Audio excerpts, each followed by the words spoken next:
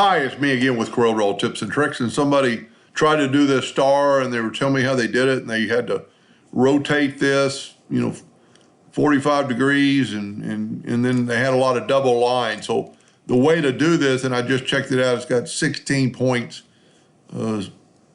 7 big and I guess 9 little ones.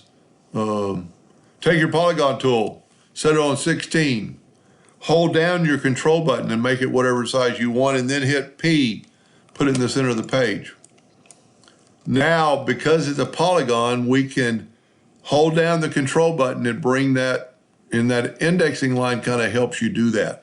Now, this is where he messed up because he had to rotate it to take this and move it around.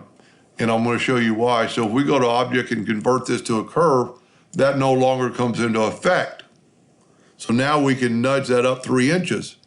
But you can't nudge this one up 3 inches because there's no way to do it. So that's what he was doing. And I'd actually probably, because of my size, I'm going to actually do it like 5 inches. And then control, there's several ways you could do it. Let's do it this way. Let's nudge this up 5 inches and get to about that point that we need. Let's take it back. Well, I guess the indexing line goes away. But let's take our node. Well, let's get our indexing line back, get our node and go back down. Now, what I would do is take this object and Control D to make a duplicate, and then holding down the Shift key so it'll grow from the inside out, I would force my new copy to about that indexing line. Okay, the new copy is going to be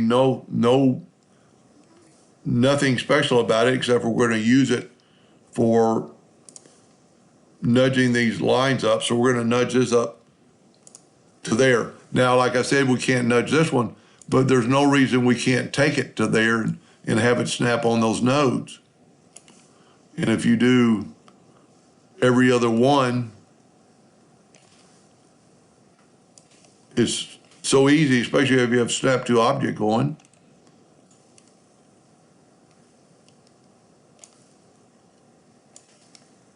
And we're a little bit off center, I've just realized, but for the video, we're good enough. Now you're not going to have any leaks, and you can actually delete this outer one, and this one will smart fill. Let's take away our indexing lines by just turning them off. Now, mine's quite a bit bigger than his, but then you could reduce it to whatever size you want. That's pretty close, if not dead on. Anyway, I hope that helped him a little bit. Thank you for watching.